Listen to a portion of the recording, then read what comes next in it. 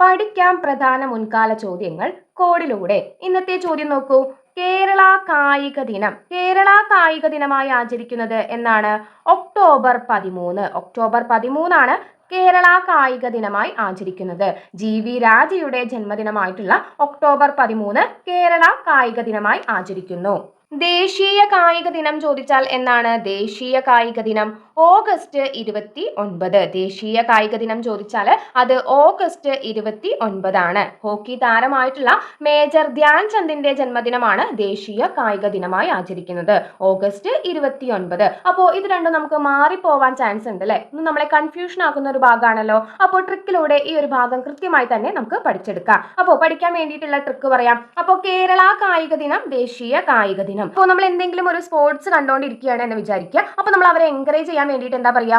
ഓ ഓ ഓ ഓ ഓ ഓ എന്ന് കണക്ട് ചെയ്ത് വെക്കാം. അപ്പോൾ ഓ എന്നതിൽ നിന്ന് ഒക്ടോബർ കണക്ട് ചെയ്യാലോ.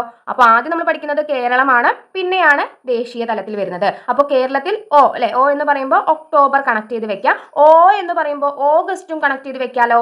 ഇനി ഓ എന്നതിൽ ഇരിക്കുന്നത് എങ്ങനെയാണ്? ഓ എന്ന അക്ഷരം ഇരിക്കുന്നത് ഇവിടെ നമുക്ക് 3 പോലെ കണക്ട് ചെയ്യാലോ. 3. അപ്പോൾ നമ്മൾ ഇവിടെ 3 എഴുതി. പിന്നെ ഇവിടെ എന്തായിരിക്കുന്നത്? നമ്മുടെ 9 ഒളിഞ്ഞിരിക്കുന്നില്ലേ? അപ്പോൾ ഇവിടെ നമ്മൾ 9 എഴുതി അല്ലെ? ഇനി ഇവിടെ 1 ഇട്ടു, ഇവിടെ 2 ഇട്ടു. അപ്പോൾ ഒക്ടോബർ 13 കേരള കായിക ദിനമാണ്. ഓഗസ്റ്റ് 29 ദേശീയ കായിക ദിനവുമാണ്.